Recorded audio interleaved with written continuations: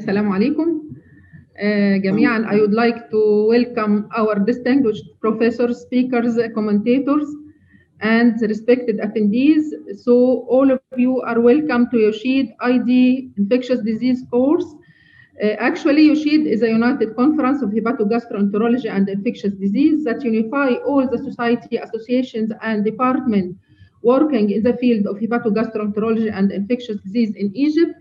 It's a conference organized by 24 universities all over Egypt.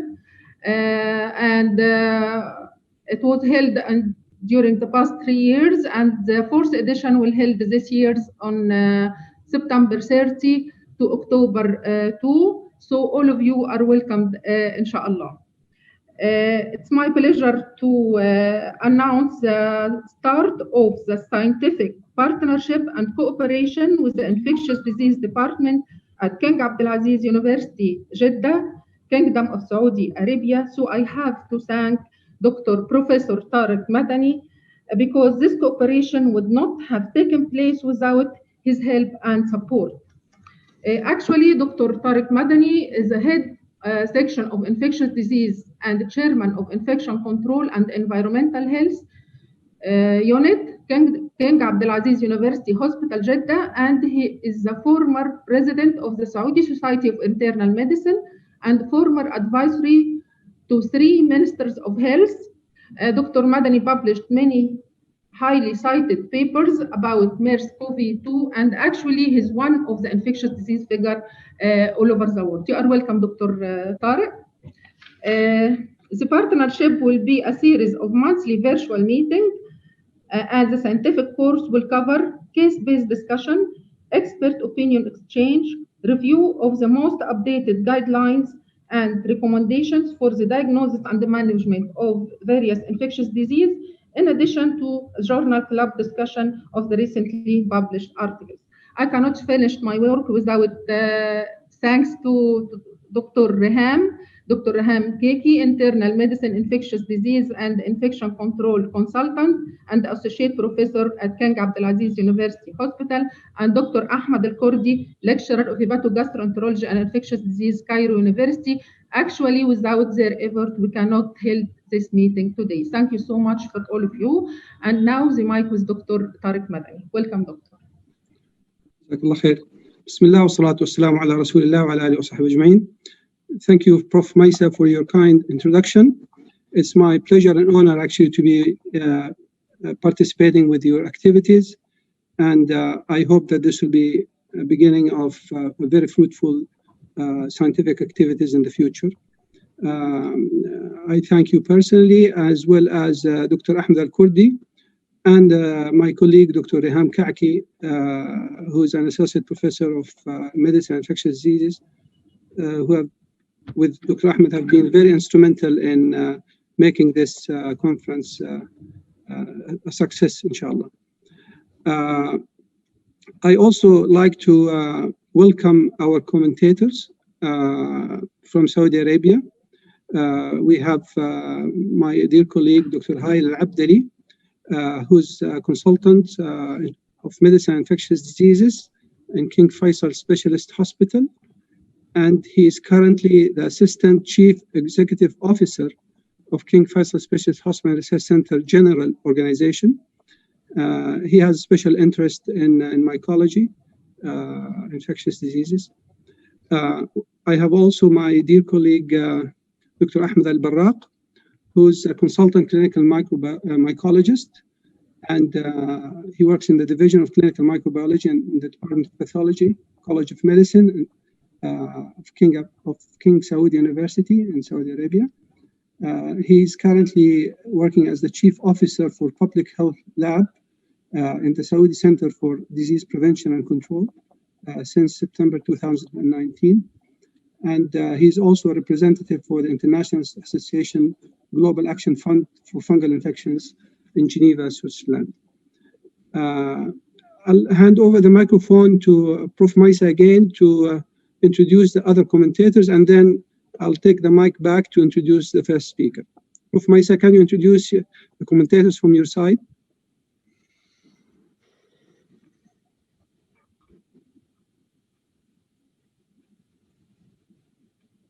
Prof. Maisa? Mic is mute. So can you hear me? Our distinguished Yes. commentator today are Dr. Mohammed Al-Nadri, Professor of Hepatogastroenterology and Infectious Disease, Al-Azhar University, and Dr. Lubna Shalabi, Professor of Pediatric Oncology at 57357 Hospital. You are welcome today. All of you are welcome today in our meeting. Thank you very much. Yeah. Thank you very much, Prof. Maisa. Now we'll start our activity with our distinguished speaker, Dr. Ahmed Mukhtar, who's a professor of anesthesia and surgical intensive care at Cairo University. And he will be talking to us about epidemiology of fungal infections. تفضل Prof. شكرا جدا. وطبعا انا I'm sorry that يعني the video cannot started. I don't know why, but I will start to share my screen.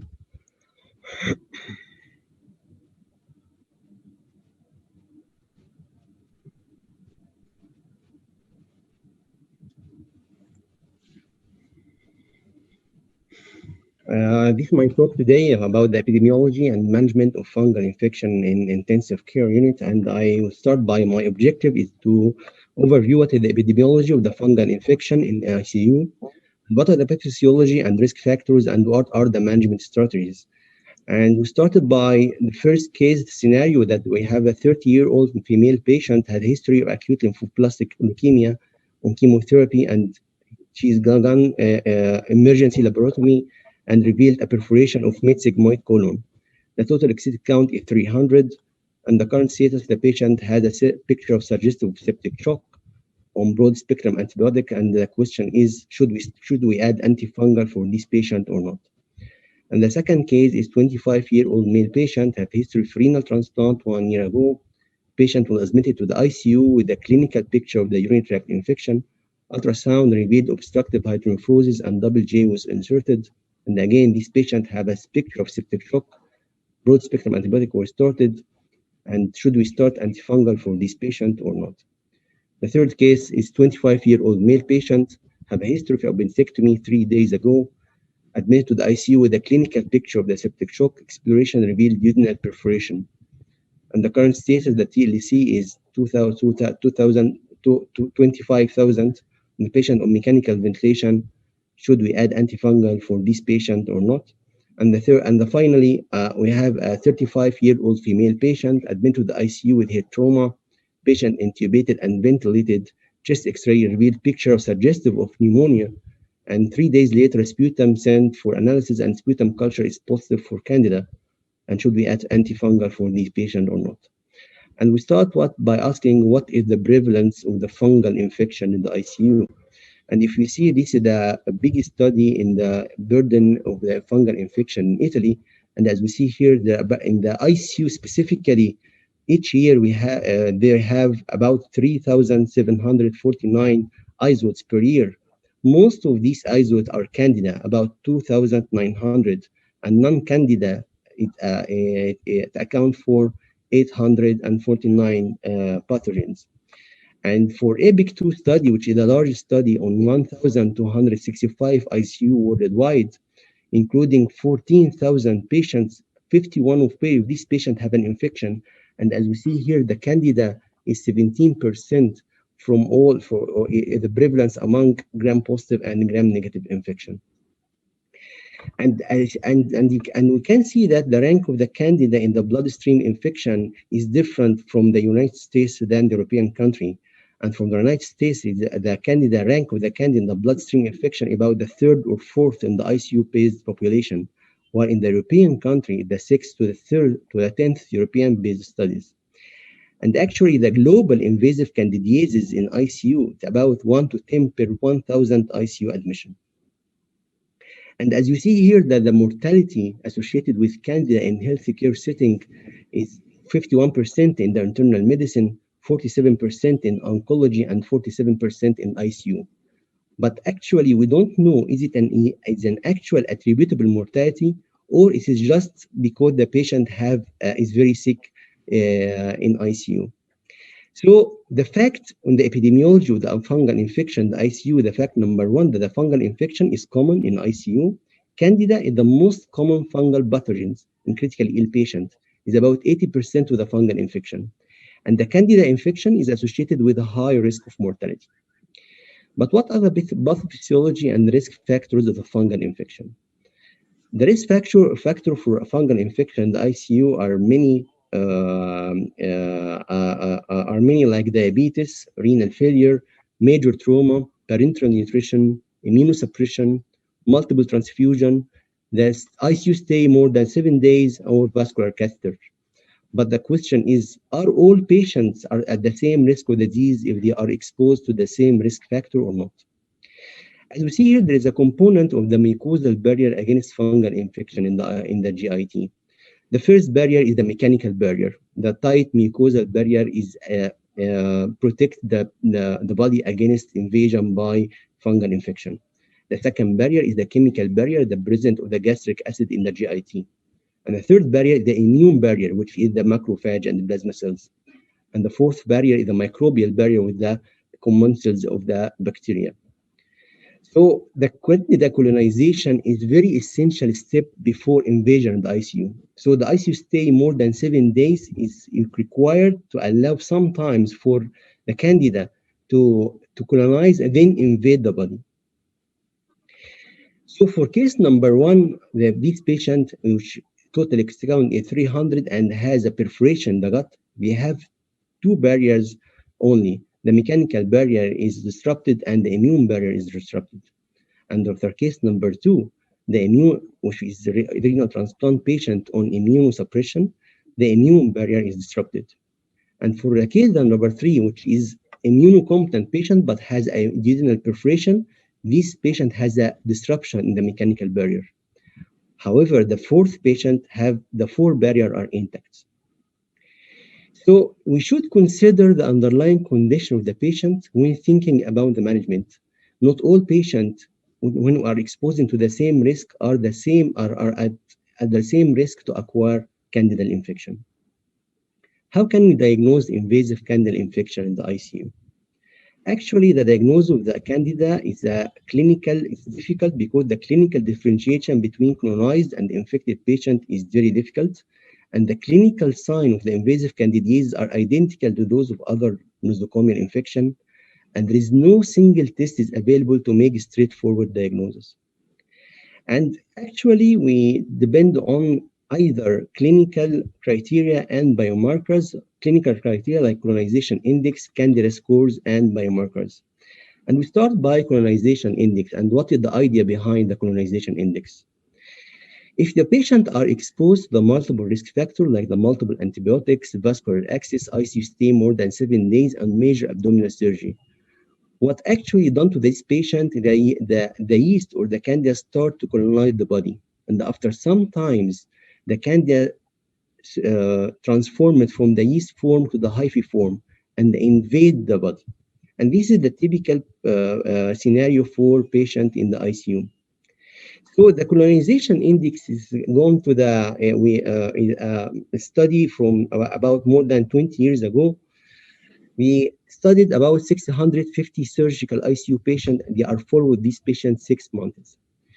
29 patients are colonized by Candida. And as we see here, the colonization of from the 29 patients, only 18 patients are colonized. And from the 29 patients, 11 patients develop invasive candidal infection. And typically, the threshold between the colonization and the infection, it takes 5 to 7 days before the candida transformed from the infection to from the colonization to infection. So the idea is that for colonization index is to divide the ratio of the number of the non-body site colonized by the candida to the total number of the body site cultured. So if the number of the colonized site over the number of the tested site more than 0.5, this means that the incidence or the probability of the candidemia is high. The second thing is the Candida score. The Candida score is actually a simple score including the clinical sepsis, which take 2 points, TPN including 1 point, surgery including 1 point, and multifocal Candida colonization including 1 point. If the Candida score more than 2.5, this means that the probability to acquire Candida is high. But we have to remind us that both colonization index and the Candida score, the negative probability is far more than the positive predictive value. This means that these scores is very important to rule out the disease more than to rule in the disease. So if the colonization index is less than 0.5 or the Candida score less than 3, we can rule out the Candida infection. Lastly, the biomarker, and I will not talk too much about the biomarker because Dr. Dalia, I think it will discuss this issue.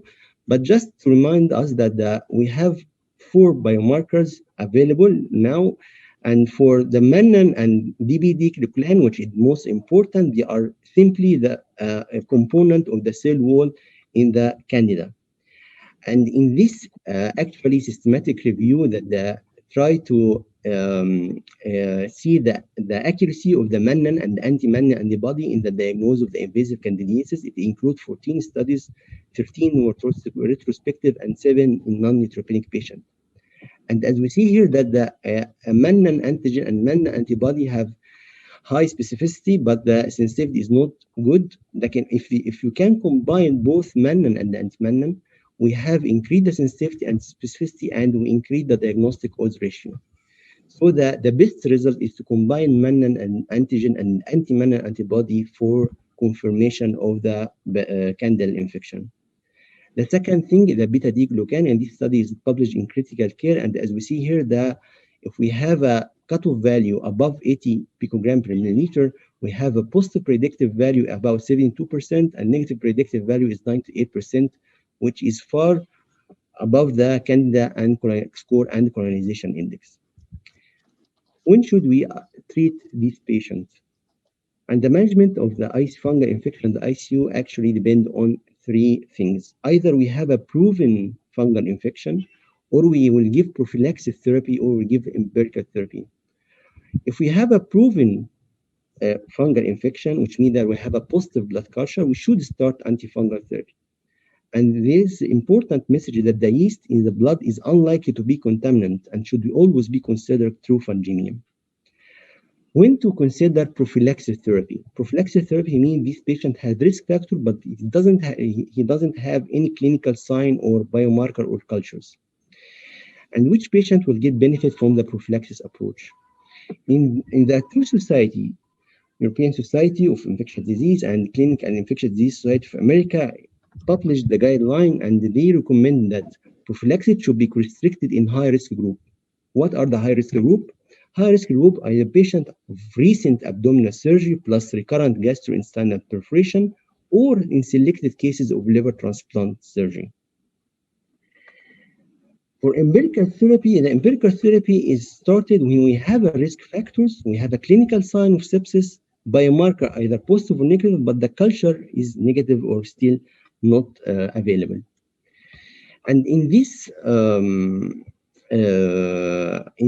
review that is discussed how to start the empirical therapy, and we started by providing what is the patient status. If you have the patient have abdominal surgery and have an anastomotic leakage, we can start antifungal therapy.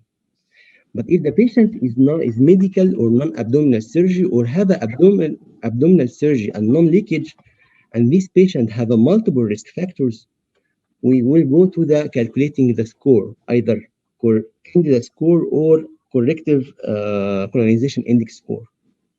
If the colonization index score less than 0.5 or Candida score less than 0.3, we can follow up without starting antifungal therapy. But if the colonization index more than 0.5 or Candida score more than 2.5, we can start antifungal therapy. After starting antifungal therapy, we can ask for biomarkers. If the biomarker is positive, we will continue on antifungal therapy. But if the biomarker is negative, we will discontinue antifungal therapy. How to select antifungal therapy? And typically, the antifungal therapy, we have several types, either echinocandins, which act on the beta-D glucan cell wall, or azoles, which inhibit the ergosterol synthesis, proline, which inhibits cell wall synthesis, or flucytosine, which metabolize to 5-fluorouracil. And usually when we selected antifungal therapy, we consider the hemodynamics of the patients, the prevalence of the Candida species, the presence of the biofilm, and the site of the infection. And in this diagram, if we have a candidemia and the patient is hemodynamically unstable, if the answer is no, the patient is stable. So with the second question, if this patient have a previous use of azole, if the question is no, if there is high prevalence of the Candida glabrata, if there is infection associated with biofilm, if the answer is no, we can use fluconazole. But if any of these questions is yes, and the patient is colonized by Candida parapsilosis, if the answer is yes, we consider amphotericin B. If the answer is no, we consider echinocandins. This means that for any candidemia, with the best or the most available option to start is to start by echinocandins, unless we have fulfilling all these factors to start the fluconazole. And for antifungal site and the site of infection, for the CVNS infection, the first line is the amphotericin B, and we can step down by fluconazole. For ocular infection, we have to have fluconazole or voriconazole because the echinocandins is poorly penetrated. For the central line, we can start by echinocandins, and we should remove the central line. For pulmonary candidiasis, which is very important, there is no treatment as it considered colonization. So should we not consider pulmonary candidiasis or pulmonary aspirate that reveal positive to be treated in this patient. And for the cardiac device, we have to start high dose of echinocandins. For esophageal candidiasis, either given oral fluconazole or intravenous fluconazole or echinocandins. And for urinary candidiasis, again, the echinocandins and voriconazole cannot be used because there is poor penetration, and we can use fluconazole. All patients with positive culture need following intervention. We should remove the central line. We should have fundus examination because the incidence 5 ends of endophthalmitis with this patient. We should have echocardiography, and antifungal should continue for 14 days after the first negative cultures. For the first case, should we add antifungal patient to this patient? Probably yes, because this patient have a high risk factor, and again, he has a perforation in the mid-sigmoid column. And for the second case, this patient is renal transplant, so the probability is yes, again, because this patient has immune deficiency. For the third case, with the perforation of the gut, according to the algorithm, yes, probably we can start antifungal because this patient have a high risk of invasion because of disruption of the mechanical barrier. And for the fourth case, for the patient with the female patient with immunocompetent, and only we have a positive culture from the lung, the answer is no, because we cannot consider the isolates from the lung as a true infection. Thank you very much. Thank you very much, Dr. Ahmed, for this wonderful summary of invasive candidiasis in the ICU setting. I'll just ask a question and then open the floor for the commentators to discuss. You mentioned, Prof. Ahmed, that you use biomarkers like Manan to diagnose invasive candidiasis or candidemia. Oh, yes. In Saudi Arabia, at least in my center, we don't actually do that for the simple reason that Candida is very easy to grow from blood culture. Like you can get the growth within 24 hours. It's very easy to spot by gram stain, and you can tell for sure that it is yeast. So we rarely consider using other diagnostic means for Candida. Whereas in the case of aspergillus, invasive aspergillosis, like invasive pulmonary aspergillosis, where you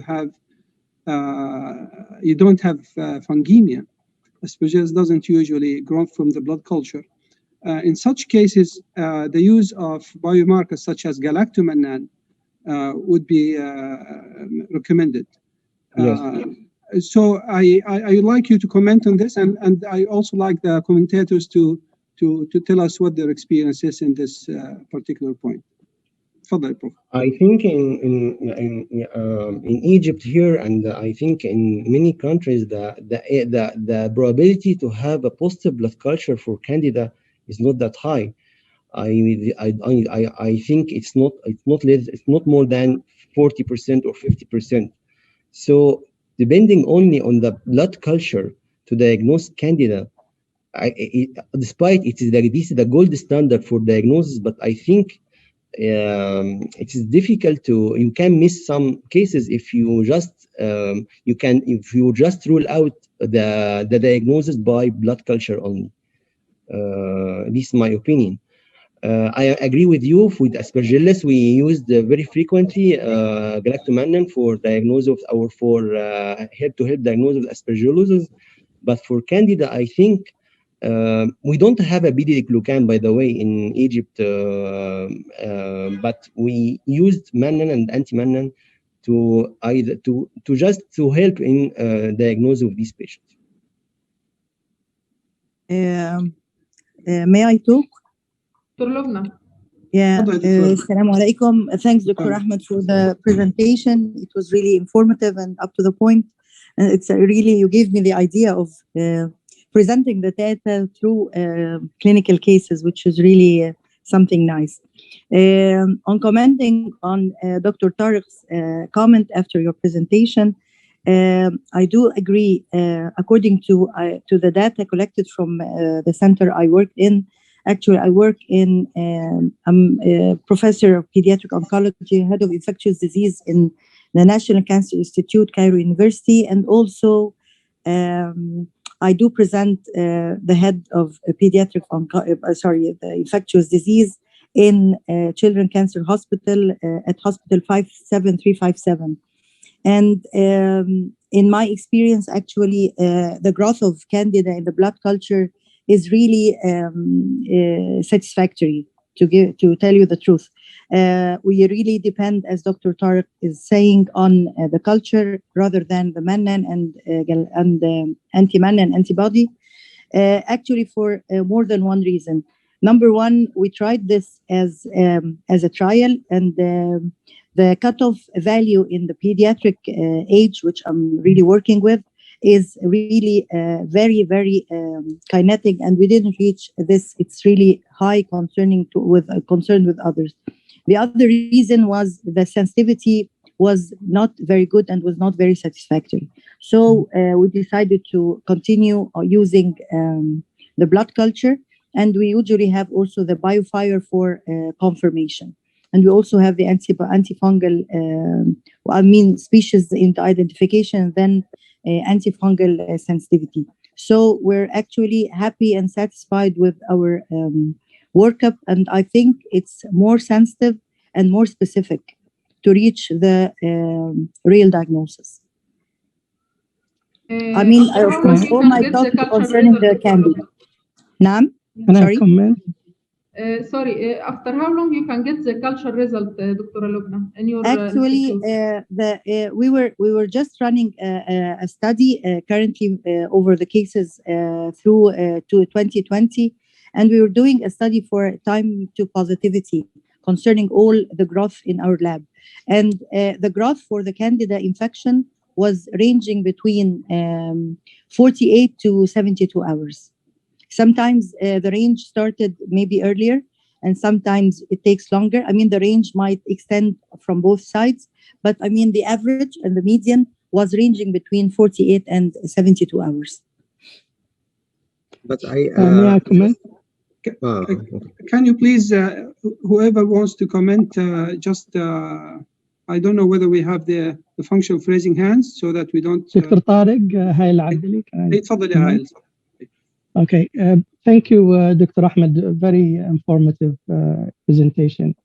Candidiasis in the ICU is truly problematic, and I don't think we have the best tool even today in diagnosing it, because still the blood cultures are not very sensitive, at the best 50%. And most of these positive cultures are related to vascular infection, to line infection. When we have those recurrent abdominal related candidiasis, then blood culture goes down to 20% or so. So in the ICU, where you have a surgical, in particular RCU, really blood culture will not be sensitive enough. And this is why they went to the scores, colonization score, and risk factors. And more and more, we are using empiric therapy. I think because now we have plenty of antifungals that are quite safe, not as much of side effects as we used to have with amphotericin B. So since the introduction of fluconazole in the early 90s, and then the echinocandins in the late 90s and new millennium, we become more liberal in using echinocandins. And what we have noticed in recent years that we are selecting for more resistant candida by using that. I think eventually we will move probably to DNA detection of candida. There are a few studies that has shown that PCR for candida is more sensitive than, and of course specific as well, than the blood cultures and even the beta-glucan. And the beta-glucan is pretty sensitive. The negative predictive value is great. The positive predictive value is not very good, of course. Yes.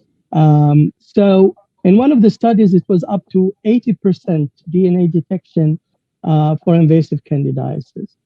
So I think eventually, I believe we'll be moving towards more of nucleic acid detection methods. Standardization is still surprising to me after all of these years, still has not been standardized well in labs. But several studies have shown it to be quite promising. I think in terms of starting therapy or initiating antifungal therapy, this has been quite, I would say, controversial between infectious diseases like me and intensivists. Yes. The intensive care, they tend to use more empiric and go early with sepsis after broad spectrum antibiotics.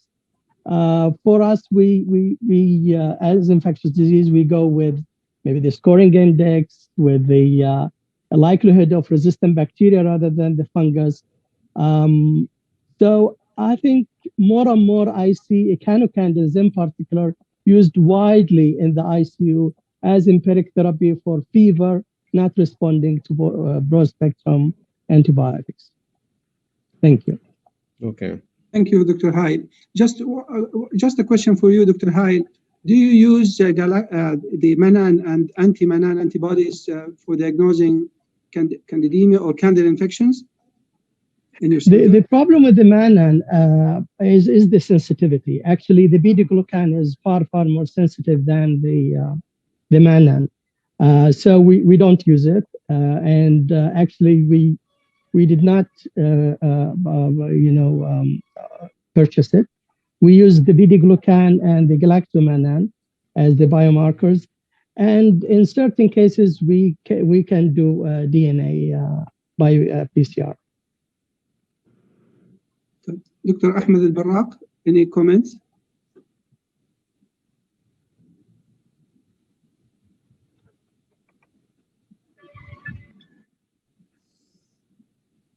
Dr. Ahmed? We have many questions from the audience also, Dr. Tariq. Dr. Ahmed? I'm not sure if he can hear me or not. Prof. Maisa, you have questions from the audience? Yes, we have many questions, really. The first question, Dr. Ahmed, one of the audience asked how to know that the patient has many colonized sites, fungal colonization sites. Just by culture these sites, like urinary tract, lung. These sites should be cultured to have this patient to have a result to be colonized. So, do you recommend to culture from patient at high risk of fungal infection? Yes, but I personally we depend mainly on Candida score. We don't use colonization index because I think this is a cost problem to have all these culture to be cultured. So I think there is no difference actually between the Candida score and the colonization index. So we can use just Candida score to rule out the disease. The second question is for fungal infection detected in the tracheal secretion culture or in urine in COVID-19 ICU patient, when to be treated? I think the COVID-19 patient is not different other than any ICU patient. It is like any other critical ill patient, and the all recommendation for critical ill patient should be applied for COVID-19. There is no specific thing for COVID-19 patients. So I think yes. So if we say that the tracheal aspirate for Candida is not important or is not important to start therapy, so in non-COVID patients, so the same apply for COVID patients. Yes. And I think it's the time to use antibiotic probably and to avoid the abuse and overdosage of corticosteroid in COVID-19 patients. For sure. Because both of them are risk factors for fungal infection in those patients, especially when they stay for a long time in ICU. Yes. Second question for you, Dr. Ahmed. As you described, identifying Candida to the speech level is mandatory. What about resistance you experience at ICU? I think he mean fungal resistance, or Candida resistance in ICU. I think it is not unified among among the ICUs. It depends on the type of the patient, and again on how the clinician use the antifungal in this ICU. For example, if the fluconazole, for example, if it's used frequently in this ICU, we will have non-albicans more prevalent. But if the fluconazole is not used very frequent, we actually still have an albicans more than non-albicans in the ICU. So the pattern is not consistent. But nowadays we more and more we see the Candida parapsilosis in our ICU. I don't know why, but maybe due to use of the echinocandins. I don't know the reason why we see the parapsilosis more frequent nowadays. Okay. If I may add, if you allow me. I think routine sensitivity of sterile culture for Candida, I think is very important. So all the bloodstream, all the sterile body tissue or sterile body cultures for Candida, I think doing the susceptibility is very important. At our hospital also, we noticed an increased number of parapsilosis resistant to both actually, echinocandins and the fluconazole. Yes. And this is actually growing. We see also quite a bit of tropicalis, glabrata as well as growing, which hasn't been as serious as in the West in the past decade or so. But it's becoming quite frequent, the glabrata as well. So I think doing susceptibility is very important to guide therapy. Do you think, Dr. Hayal, this is because of the abuse or overuse of the echinocandins? We see more and more parapsilosis in the ICU, or what do you think? I think so. I think if we go by the typical nature of bugs and how they evade resistance, this has been the trend in bacteria, and we have seen it in azole resistance in Candida. And even in Aspergillus. Aspergillus also, after some European countries have used azoles for plants, they've seen azoles resistant, triazoles resistant Aspergillus. So yes, we select for resistant organisms, especially if they are intrinsically resistant. It's just we select for them. And actually, there is also acquired resistance within Candida. And some actually has been, identified clearly by to the genetic level. Okay.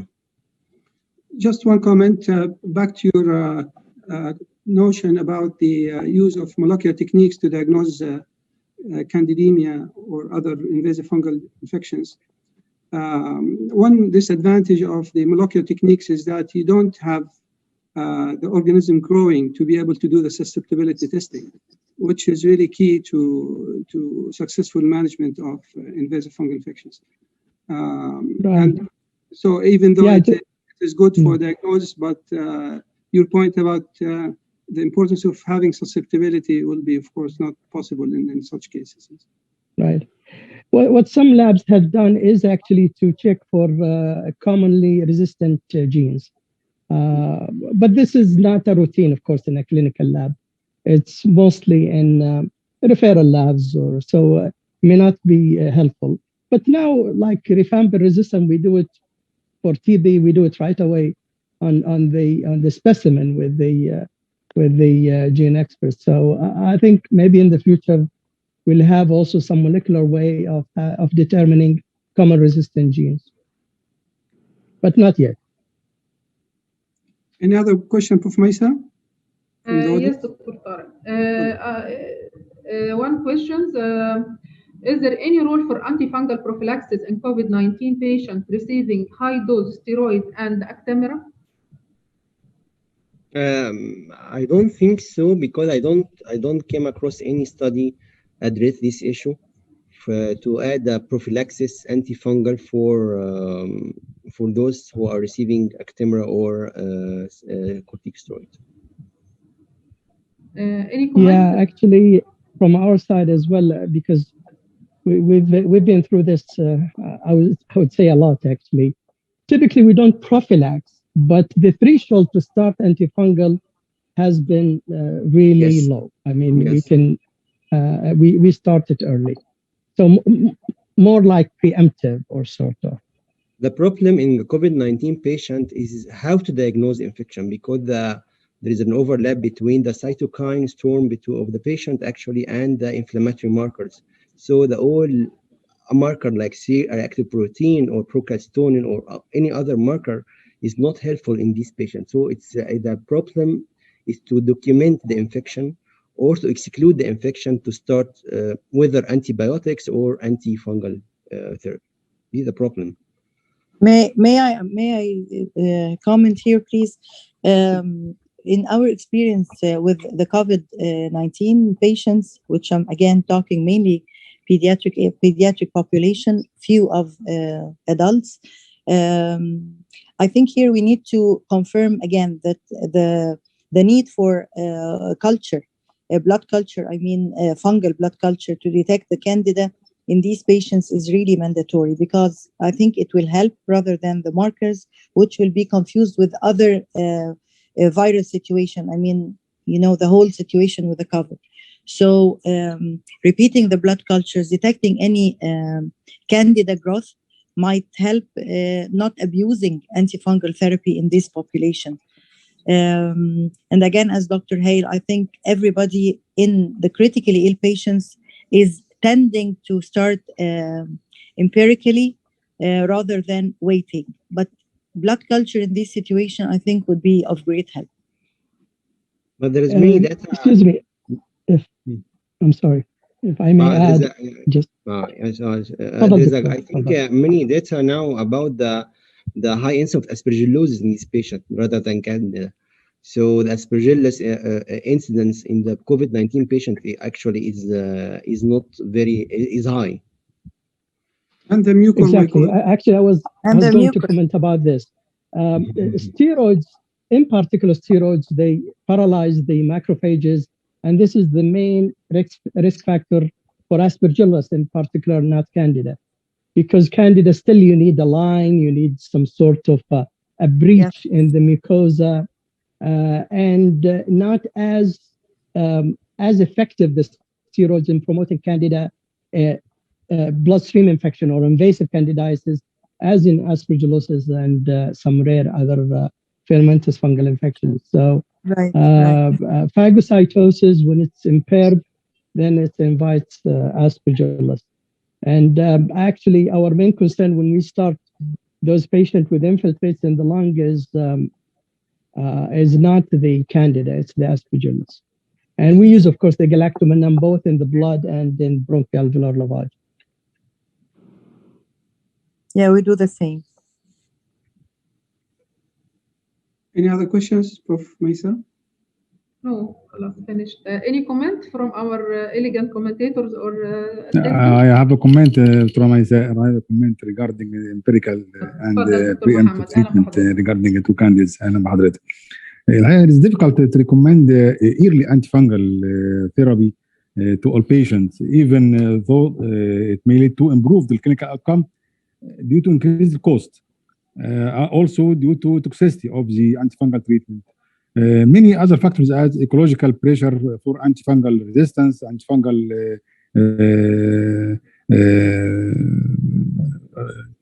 resistance also to the drugs. But if the patient has refractory fever and receiving broad-spectrum antibacterial therapy, empirical antifungal therapy may be administered, and through many papers or researches, full alternative course should be performed to these patients. Patients may be benefit from antifungal prophylaxis treatment with fluconazole against an invasive only type of the invasive candidiasis. But the many medical patients who suffers from invasive candidiasis, I think we should recommend the early use of prophylactic antifungal therapy to those patients. Thank you, Dr. Maisa. Any further comment?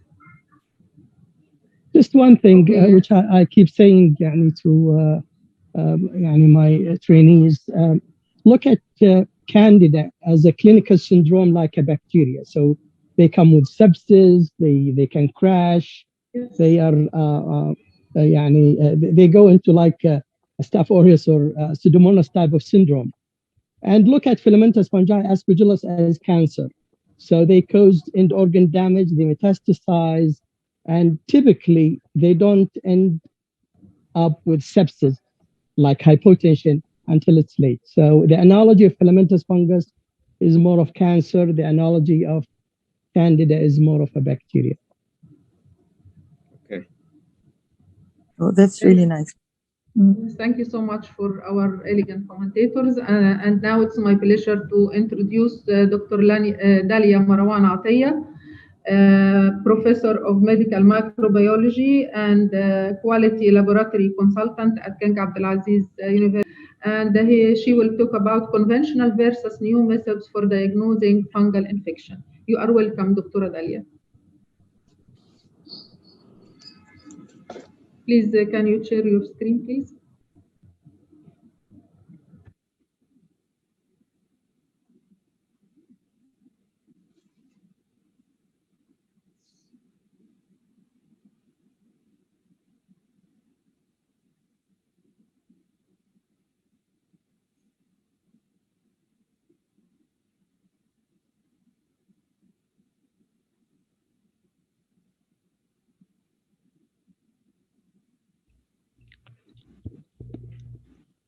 Assalamu alaikum.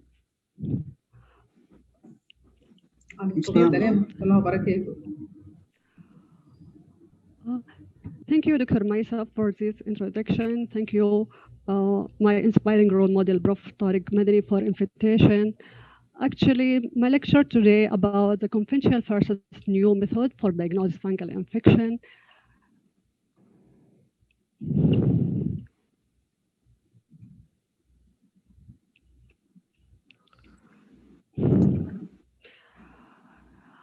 The disclosure, no financial conflict of interest in this lecture. Oh, I put this slide because the BBC News coming as mucormycosis is a black fungus mimicking COVID patient in India. So it means it's a time for fungal to be rise up, and it's a time for microbiology laboratory to try to find a good diagnostic method for this type of organism.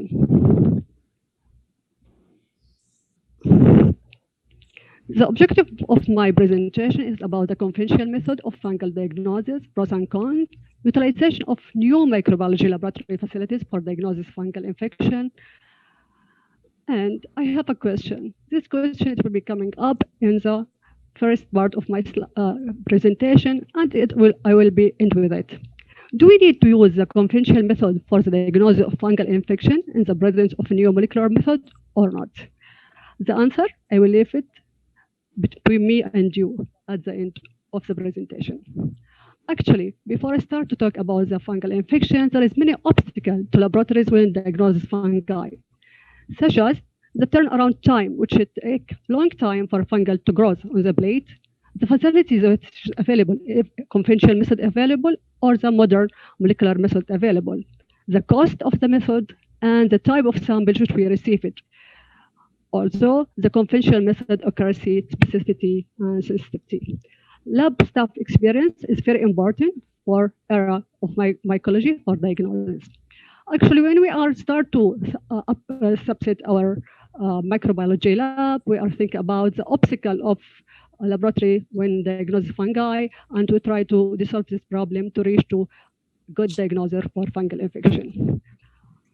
Fungi pose a significant diagnostic challenge. In order to provide the best treatment, it's important accurately to define fungal infection and identify the fungal isolate down to species level. There are common approaches for the laboratory diagnosis of fungal infection, which is such as direct microscopic examination of clinical sample, culture of the fungi, antigen detection test, serological test, and molecular diagnostic test. Fungal culture remains one of the key methods of diagnosis fungal infection. The main advantage of culture is that the recovery of infected fungi, which lead to assessment of phenotype, genotype, antifungal stability, and detect multiple pathogens. The gold standard for diagnosis fungemia is a blood culture. Blood culture is a specimen of choice for the detection bloodstream associated infection with Candida species and several other less commonly encountered yeast and yeast-like organisms such as Trichospora species. More than 1,200 species of Candida are known, but only a small proportion of them are found in the human. There are at least 15 Candida species that cause human disease. Of these 50 species, the 5 most common pathogens accounting for more than 90% of invasive disease is Candida albicans, Candida glabrata, Candida tropicalis, Candida parapsilosis, and Candida krusei. There is variation between the species identification between one country to other country and between one hospital to other hospital. But the main 5 most common pathogen is that group. Candida albicans is the most common cause of candidemia, representing high percentage between 35 to 60% of blood culture isolate. Early detection of Candida infection is key to effective therapy. Accurate and time identification and antifungal stability testing is essential and important. The vast majority of filamentous fungi or mold will not detect in blood culture, even if it's coming from deep-seated fungal infection. But rare mold fungi such as Fusarium, Scudosporium, and other can be isolated from blood culture and should not be considered as contaminant. The presence of filamentous fungi or mold should be carefully assessed. Scudosporium fungemia can be seen in blood culture, and in fungal conidia can be misidentification and mistaken with ophioid cell. Malthusia furfur can lead to fungemia that is usually associated with lipid infusion. For the correct diagnosis of Malthusia species in bloodstream infection, the blood should be cultured in lipid-enriched fungal media and the back alert system implemented by adding lipid substrate. So it's important to do like collaboration between the clinician who is taking care of the patient with the lab, just to give him hint if they are thinking about maltesian farfar, to add some lipid for the media, and if they are thinking about any mold such as fusarium, because it's going on. And as Dr. Mukhtar said, aspergillus is coming to the COVID-19 patient from bloodstream infection, so we should not neglect this part. Addition of mycosis media, vial and bottle, to standard set of aerobic and anaerobic vial improve the sensitivity of detection of fungemia, reduce detection time, which is dramatically high in infection due to Candida glabrata and Saccharomyces. The best performance of mycosis media is in mixed polymicrobial infection and better performance of aerobic vial in the presence of antifungal. So we need the three, aerobic, anaerobic, and mycosis media. Some disadvantage or limitation of blood culture use of fungal diagnosis, lengthy of incubation time. As the modulator said, it's take a time because we are keeping the blood culture bottle in the bacterial machine for 4 days, and we are waiting to candida to alarm in this bottle. Blood culture are sensitive at detecting vial candida cell with a limit of detection of 1 CFU ml in blood culture vial. The time required for species identification by conventional method is usually exceed between 48 hours to 72 hours, so it will take a time. That culture can be negative in some cases where candidemia has subsided but has caused persistent deep-seated tissue infection without bloodstream infection. But still, bloodstream infection is the gold standard for identification. Is it significant to find fungal isolate? Oh, this question. We face this question daily in our microbiology lab.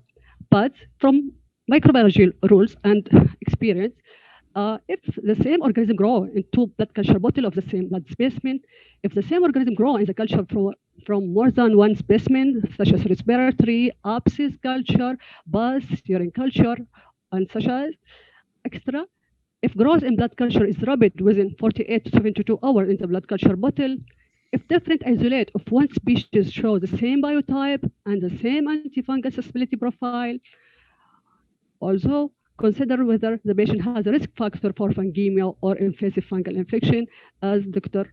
Mukhtar said it in his lecture. So, what about the conventional fungal identification method for fungal culture? In clinical microbiology laboratories, species identification of yeast, there are several commercial systems based on the biochemical properties, physiological and morphological characteristics. The 2 common conventional commercial systems is Phytic2, yeast ID card, and ABI20CX, are available to identify yeast from different microbiology culture. Both systems performed well.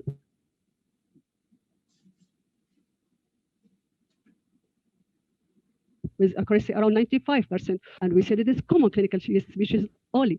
What about the rest of the species? Disadvantage and limitation. First thing, turnaround time between 20 to 24 hours to receive the result often leads to misdiagnosis with closely related species such as Candida duplicensis and Candida albicans. For rarely detected yeast isolate, misidentification can take place, or unidentification were most frequent in species of Candida glaubermandi and Candida duplicensis. Also, Saccharomyces species isolated could not be identified by both of this system. Labor-intensive process, and we should have pure colony isolated from fungal culture plate to do the biochemical test on it and to do ABI and the Phytic yeast ID card for it. So I will start my journey from conventional to molecular method in fungal diagnosis. Use of modern molecular tools of identification of fungal pathogen is growing rapidly. This advancement is driven by rapid accumulation of protein and DNA sequence data and growing need to identify a broader range fungi. The advantage of molecular method, rapid turnaround time, utilize the molecular test result in the era of antimicrobial stewardship program, assist in the patient management when culture contamination are suspected, may be positive barrier to culture, decreasing the amount of time a patient spends in the hospital. Also, the faster detection results play an important role in the infection control measure, such as Candida auris. If we are detected early, so the infection control measures will be started early. Molecular method of fungal diagnosis can be categorized into two subsets. Either non-culture-based molecular diagnostic method or culture-based molecular diagnostic method. Actually, I take this table from Campbell article publication, which is a present list of blood culture-dependent tests such as FilmRI panel, as Dr. Labna said, which is BioFire, Accelerate, Phenotest, sepsis flowshape, sepsis Tiber. All this machine is available in the market right now, and it's approved by the FDA and by the European country. And it depends mainly on the multiplex PCR, and is accelerate depend on the fish. The next thing for this method is the time, turnaround time, which is around between 15 to 90 minutes for the diagnosis to be reached. Candida quick fish is also available, is traffic light and aplex. Okay, I will start with MALDI-TOF MS, which is matrix assisted laser desorption ionizing time of light mass spectrometry. It is a technique that separates molecular based on difference of the ion ratio, member of many fungal genera such as Aspergillus, Fusarium, Penicillium, and also various yeast has been successfully identified by this method. Currently, there are two manufacturers of MALDI-TOF MS instrument for use, MALDI Biotyper, which is a product from USA, and the Phytic MS, which is a product from Europe. In our lab, we have the MALDI-TOF Phytic MS. The advantage is the turnaround time. It's around 1 hour. Potential to identify yeast pathogen included MALDI-TOF MS database, such as Candida albicans, Dublinsis, Glabrata, Crozai, Parapsoliusis, Tropicalis, even Candida auris, Saccharomyces, and Trichosporin species. It's easily to identify within 1 hour. It's very accurate with the correct identification between 94 to 97 of pure culture isolate.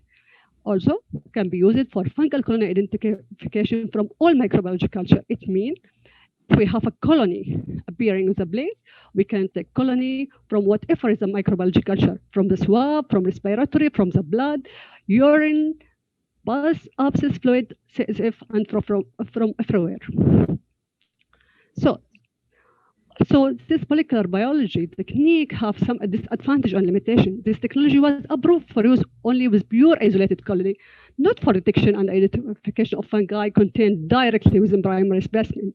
It means we cannot take the blood culture bottle to do the MALDI-TOF directly from it. So we need a colony to appear to do the MALDI-TOF. It's only for identification of yeast and mold, nothing for antifungal susceptibility tests. So we still need a conventional method to do susceptibility test. MALDI-TOF first attempts are made to directly analyze patient material. There is a lot of trial from different countries regarding this point. In recently published studies, there is 62.5% of all Candida isolate could be isolated and identified by MALDI-TOF.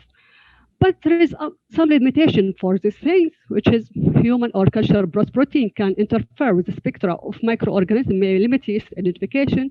This was unable to identify two yeast in the same file, occurrence of polymicrobial bloodstream infection. So that test cannot read it.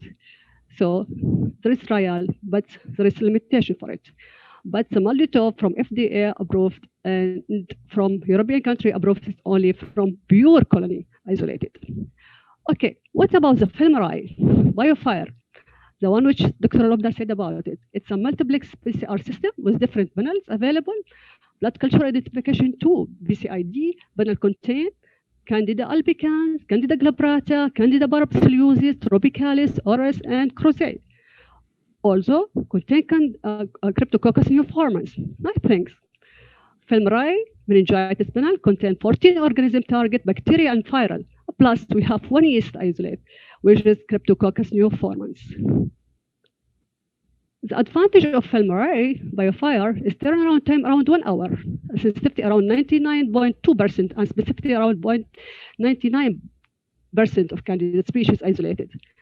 Since the UHCID2 test panel includes the yeast as well as gram-positive and gram-negative bacteria, this test helps fully in polymicrobial bloodstream infection.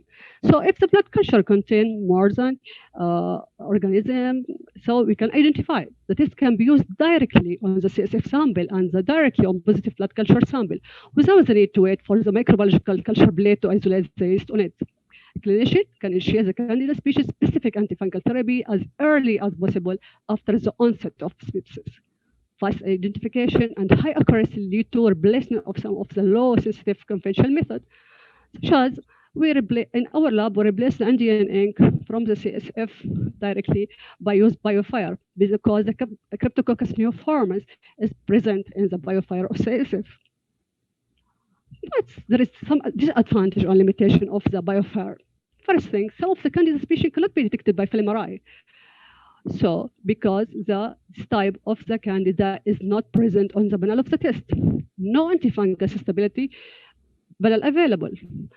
We cannot recover the organism. We cannot take the organism from it. It's only to say if present or not. Only one sample can be run at one time, which may increase the time to result depending on the laboratory capacity and workflow. Okay, what about the Accelerate?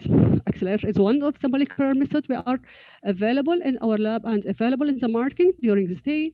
It's automated FISH technique allows the identification and rapid phenotyping antimicrobial stability testing for several gram-positive, gram-negative bacteria. Also contain two types of the Candida, which is Candida albicans and Candida glabrata only. The turnaround time around 90 minutes. Test can be used directly on the sample from positive blood culture files. Okay, what about the limitation of Accelerate? The variation of sensitivity and specificity. Candida albicans sensitivity around 100%, specificity around 99.3%. Candida glabrata sensitivity around 80%, specificity around 97%. Okay, what about the other Candida species which is not included in the panel? We cannot detect it by Accelerate. No antifungal stability panel. So it means the conventional method is still needed.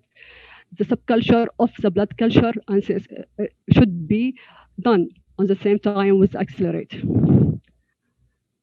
The other method of blood culture independent molecular diagnostic, which is blood culture independent molecular assay, can be performed directly on the whole blood sample, serum, plasma sample without the need for waiting for positive blood culture to come in. A large number of assays is available today for the molecular diagnosis of the invasive Candida and Fungemia. The Candida BCR has a higher sensitivity than blood culture, but shows the best efficacy when used in conjugation with the blood culture and or additional tests. Many are in-house assay or commercial available or research use only. The limitation of it, don't cover organism. It's mainly for Candida species identification. May not distinguish colonization from infection, also the financial and cost. There are many types of independent tests, such as Candida ID, Fungiplex, Fungiplex universal. If we are noted, it's only for Candida. And it's mainly BCR multiplex type. T2 Candida panel, sepsis panel, mycorrhizal fungi, all of it is available in the market, but only for Candida. And sometimes specific for special type of Candida. It's not covering all Candida type. Such as T2 Candida panel, which is biosystem, contain Candida albicans, tropicalis, glabrata, crozai, and brabsiliosis only. Okay, what about the other Candida? Issue to be resolved for blood culture dependent diagnosis period use. First things, we should think, how do tests perform in blood culture negative cases? How does the assay perform for infection caused by virus Candida species? What are the specificity for it? How do tests perform in specific patient population? Will a standardized assay can be default? How do tests perform in deep-seated candidiasis? Will an assay be validated? What is the impact of antifungal therapy on it? What is the impact of colonization or barrier invasive candidiasis on it? How do the tests perform in sample other than blood serum? So all these things should be coming on the mind, and we should review it before use any of non-culture dependent diagnostic barrier used. Okay, we are talking from the start about the ID of the fungal, ID of Candida, and all these things. What about the antifungal stability test? Simply, no growth of fungal culture, no growth on the blade, no fungal stability test, because the stability test which is available right now in the market and in the most of microbiology lab, it depends on the growth of the colony on the blade. After that, we take this colony to do the stability for it.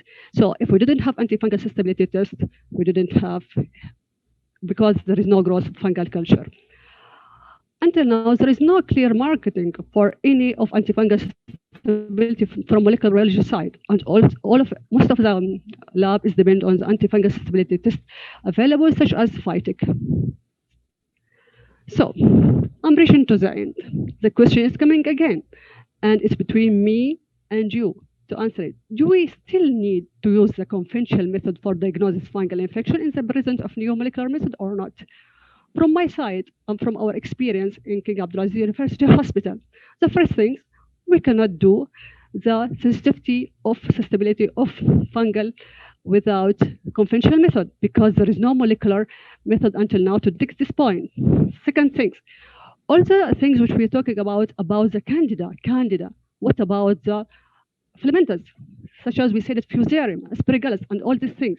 We cannot identify by all this molecular. So we still need the conventional method. We still need the cultured growth of this type of fungi on it to identify it. The third thing, which is more important, is the cost. We should think about the cost of the conventional and molecular method and compare it. Also, the sensitivity of the method. We should think about it.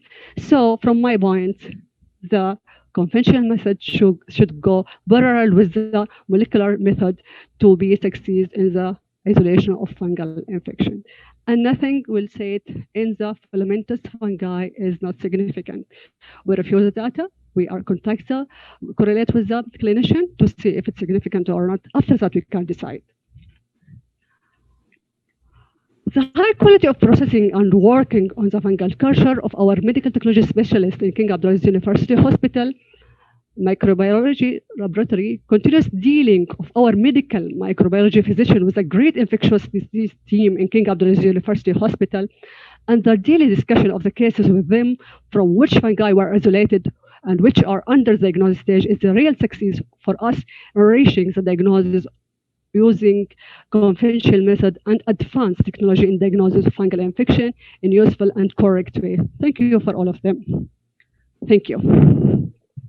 Thank you so much, Dr. Dalia, for elegant presentation and a very informative presentation. Thank you so much, Dr. Dalia. And now the floor is open for the discussion and to hear the comment from our distinguished commentators. Can I comment? Thank you very much, Dr. Dalia. I think that was really a very, very good presentation, very informative. The question is why we need these advanced methodologies? Simply because we need to diagnose candidiasis or invasive fungal infection as soon as possible. The mortality doubles every day if we don't start antifungal on time. And to start antifungal, either you go empiric or you want a diagnosis. And of course, we'd like to have a diagnosis. I like to know what type of organism. This is why Multitoph, I think, is pretty good in telling me, well, this is likely to be a glabrata, this is likely to be Fusarium, for example. And then I will direct my therapy according to what I have as a susceptibility testing data within my institution. So all of these methods work on time and also knowing what's the bug or what's the fungus. And both are very useful to be as early as possible.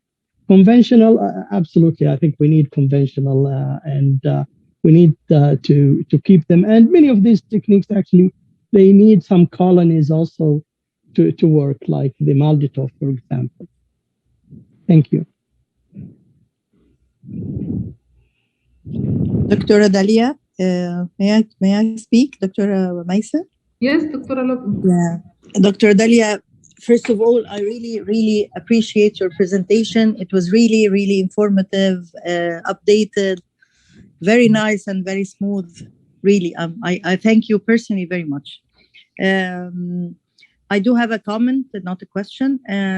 I fully agree with your approach in King Abdulaziz Hospital University, and I think we're almost thinking the same way. We cannot we cannot ever, I think, up till this moment, not depend on the conventional methods. We still need it because of mainly the cost. Number one, especially in a country like my country. Number two, because we need the colony to proceed for the anti-fungal susceptibility and identification, all this. I think it's inevitable to continue with the convention. But I do encourage all the centers.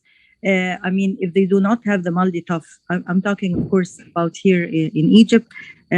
We do have it. Maybe it's not present in every hospital or in every center, but why not to encourage the idea of central, bringing the samples for a central lab and making use of this multi-tough in our hospital, because it really, really gives you quicker, more accurate, more informative information, helping you to start a tailored antifungal therapy rather than empirical, which not only us, it's everywhere in the whole world, because the nightmare of resistance is actually, invading everywhere. So I do believe and I do encourage the idea of the multi-tough and the idea of the biofire to identify and to diagnose the organism and to tailor the therapy accordingly.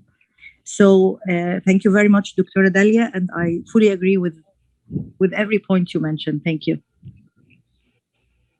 Thank you, Dr. Lubna. Any more comment from our commentators?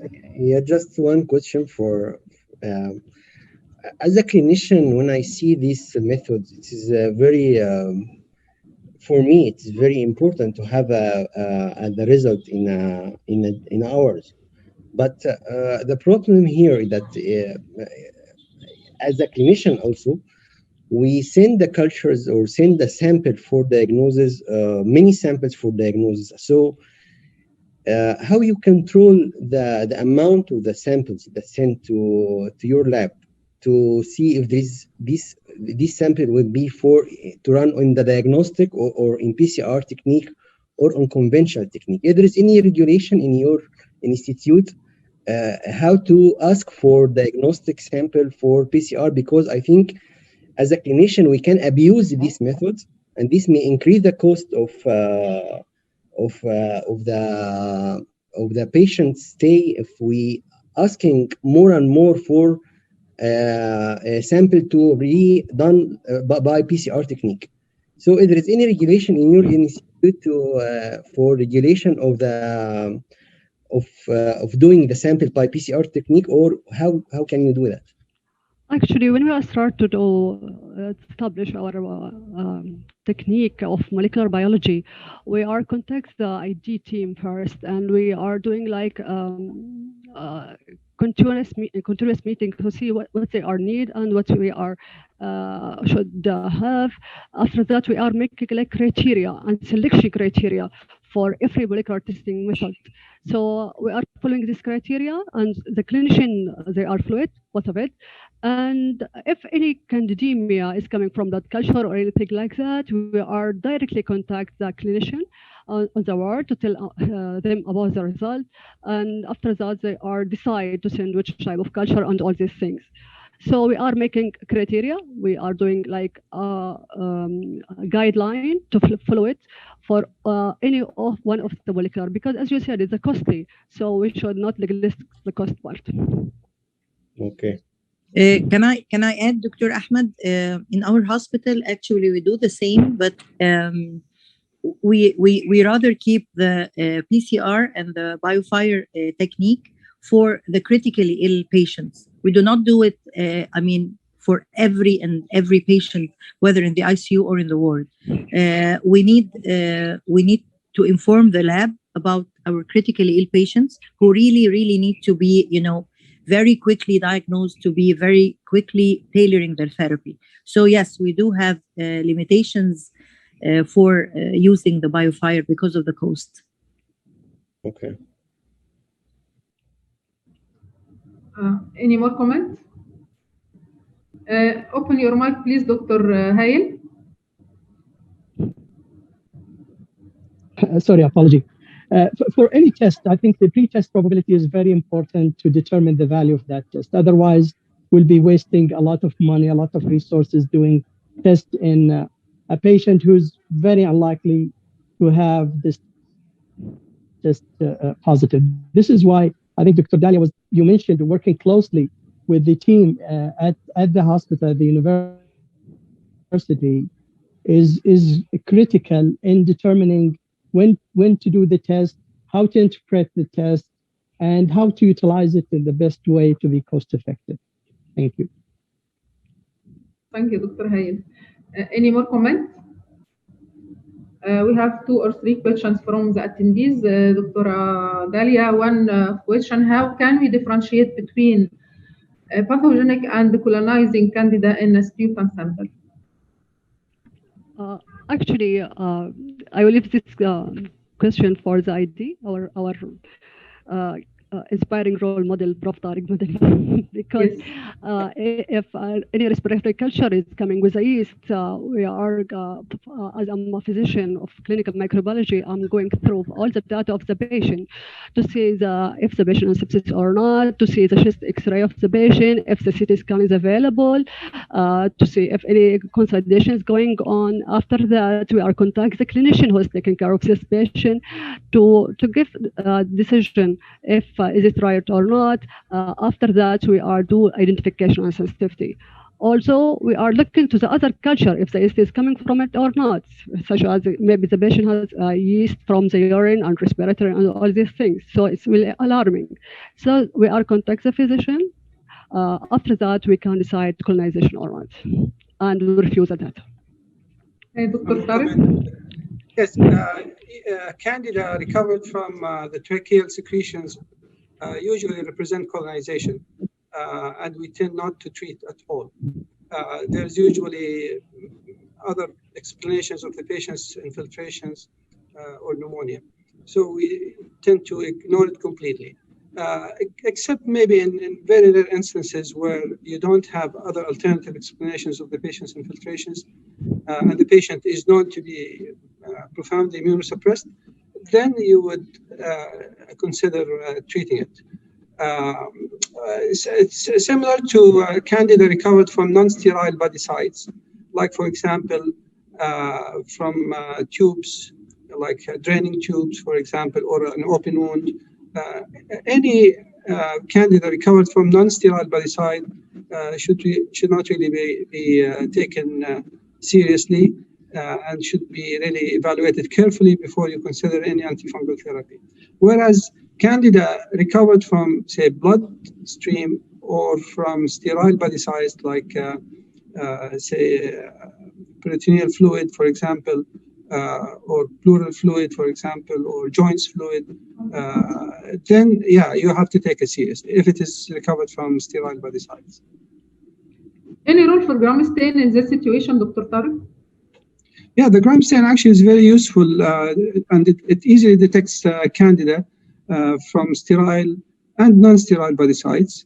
And also the culture, actually, the blood culture bottle. For example, in our lab, we use the BacT/ALERT system, which continuously monitors the blood growth, and you can actually grow the candida within 24 hours. And when you do the gram stain, actually you can see large blue cells that are easy to pick up and identify as candida. So the gram stain is very useful. Yeah, the gram stain is the first step of any positive blood culture or CSF culture is the first step. After that step, all the method of conventional and molecular it will come after it, because the gram stain opens the door to see what is going on this sample and to see which type of bacteria or which type of yeast is going on. So it's, I think, it's a door to start the diagnosis of fungal infection. Thank you, Dr. Dalia. Thank you so much. One more question. I think this is for all of us.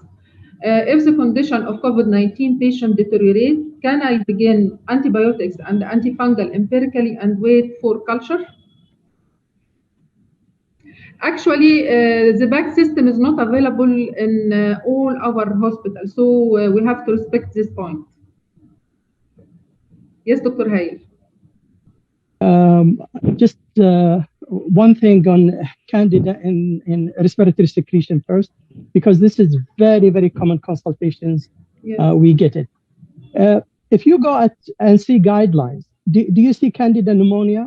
You will not see candida pneumonia. For whatever virulence factors lacking in candida, it doesn't cause candida pneumonia, except in very, very rare situation. In my whole career, I think I've seen only one candida pneumonia. So although we get it as the most common recovered candida in ICU patients, it's extremely, extremely rare, and we can probably rule it out that it causes pneumonia. But it can be a colonization site that if you have maybe multiple colonizations, then an invasive candidiasis or subsequent candidemia can ensue and then happen. So it's very important not to jump and treat candida in the respiratory secretion. This is one. For the COVID and empiric antifungal, in the ICU setting, they get really, they become susceptible to fungal infection because they get lines, they get antibiotics, and as they stay longer in the ICU, they get more susceptible to candida. If we give them all the high-dose dexamethasone, tocilizumab, and anakinra, then also aspergillus and filamentous fungi become prominent. But again, this is typically a late stage, or it's not upfront. When somebody is having respiratory failure due to COVID early on, it's COVID. It's not even the bacteria early on. But then as they stay in the ICU, then they get all the kinds of complication of their stay within the ICU, from ventilation, from lines, from antibiotics, etc. Thank you. Thank you so much, Dr. Hail. The last question is the ampho-B nebulization and the bladder irrigation. Does it work?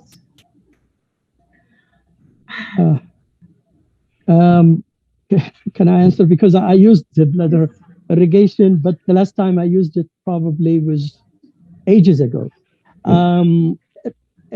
We don't need to use bladder irrigation. Typically systemic therapy, and now we have good azoles. They diffuse very well into the urine.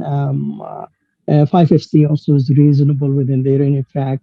Echinocandins, although they don't diffuse very well into the urine, but they are good in the parenchyma also, they seem to be. Ampho also has been shown systemically to work. I only use it in some cases in which there's no much of urine coming out.